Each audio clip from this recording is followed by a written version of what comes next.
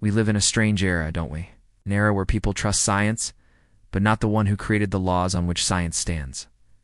They believe in gravity, but not in the one who made things fall.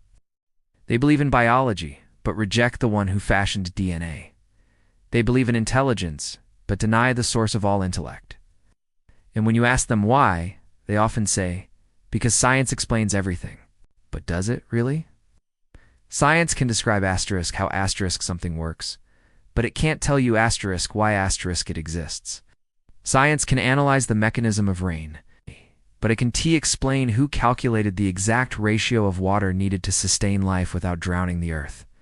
Science can measure the distance between the sun and the earth, but it can tell you who fine-tuned that distance with such precision that a little closer would burn all life, and a little further would freeze it into extinction. You see, science is a tool, it's not a god. It observes creation, it does not create. Yet so many today bow down to science with the same devotion ancient people gave to idols. They might not physically prostrate, but mentally, they obey science without question. And here's the irony. The same people who deny the existence of Allah often accept unproven theories. Invisible particles, abstract forces, and complex mathematical models, all without ever seeing them. They believe in dark matter even though no one has ever seen it. They believe in quarks, though they can't be isolated. They believe in consciousness, although no scientist on Earth can truly explain what it is. They believe in time, space, energy, and information, all completely unseen. Yet when you say there is a creator, they reply, I don't believe in what I cannot see. How selective our logic becomes when ego, rather than truth, is our guide. Just think for a moment. Science didn't give you your heart. It only studies how it beats. Science didn't give you your brain. It only maps its neurons. Science did not give life to the first living cell.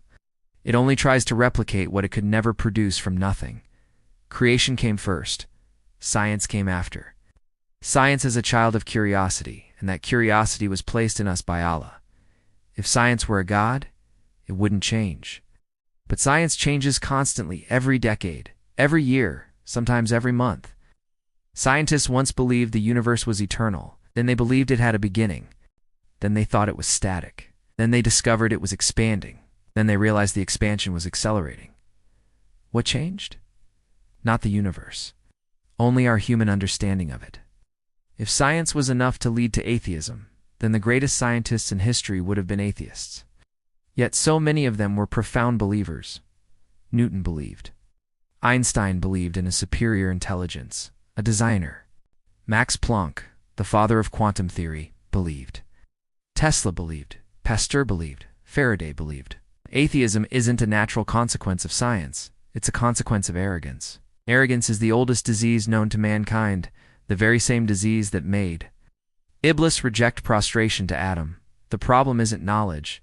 True knowledge actually brings humility. The problem is ego, and ego brings blindness. It's like a single drop of water arguing against the ocean, or a flickering candle claiming there is no sun. We study the laws of physics, but ignore the lawgiver. We admire the intricate design, but deny the designer. Imagine this. Someone walks into your home and sees a beautifully written book on the table. It's filled with diagrams, detailed information, and pages of coherent, meaningful text. Without a second thought, they would say, someone wrote this.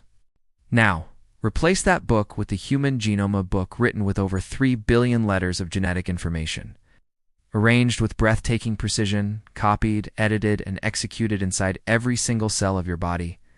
Why doesn't the mind scream, someone wrote this? It's because arrogance can blind us more than ignorance ever could. Yet despite all this, Allah does not abandon the arrogant. He still feeds them, still protects them. He still gives them air to breathe, eyes to see, and minds to think, call while they deny his very existence. What kind of mercy is this? The incredible thing is, science itself proves that the universe is exquisitely fine-tuned. The constants of physics, the mass of particles, the force of gravity, the cosmological constant, the nuclear forces, they are all balanced on the edge of a knife. If you change just one of these values by a tiny, tiny fraction, 1 in a trillion, then no stars form, no planets form, and no life exists. This isn't chance. This is precision. And precision implies calculation. Calculation implies knowledge. Knowledge implies intelligence, and intelligence implies a designer. Think about this. Even the most advanced supercomputers humanity has ever built cannot fully simulate a single leaf knot it cells. Its veins, its self-repair mechanisms, its photosynthesis, its chemical systems, or its ability to reproduce. Yet that leaf grows effortlessly from dirt, water, and sunlight. What laboratory on Earth could ever reproduce that? Science cannot explain why asterisk things exist in the first place. It cannot explain why mathematics so perfectly describes our universe. It cannot explain why the universe obeys elegant laws instead of descending into chaos. It cannot explain what consciousness is, or how life first emerged from non-life, or why humans have an innate sense of morality, meaning, and purpose. The more you learn, the more you realize how much remains unknown. As the Quran says, "And you have been given of knowledge only a little." Science confirms this truth with every new discovery. People who reject Allah usually don't do it because of science. They do it because belief in Allah forces them to confront themselves, their actions, their choices, their life, and their ultimate purpose. Science asks, what is the universe? Allah asks, why are you here? One question studies the world outside. The other forces us to journey inward. For many people today, the most frightening journey is the journey inward. So, to those who trust science but deny Allah, the message is simple. Science is not your enemy, and faith is not your opponent. Science is simply the study of the signs of Allah, the patterns, the systems, the laws, the structures. Every formula is like a verse. Every physical constant is a reminder. Every new discovery is a witness. Every cell is a testimony. Every breath you take is a gift. Gifts always have a giver. If you truly love science, then follow the evidence wherever it leads. If it leads you to your knees, act, bowing in humility and awe before the one who created everything that science studies. Thanks for watching. If this message resonated with you, please like, share, and subscribe for more content. Peace be with you.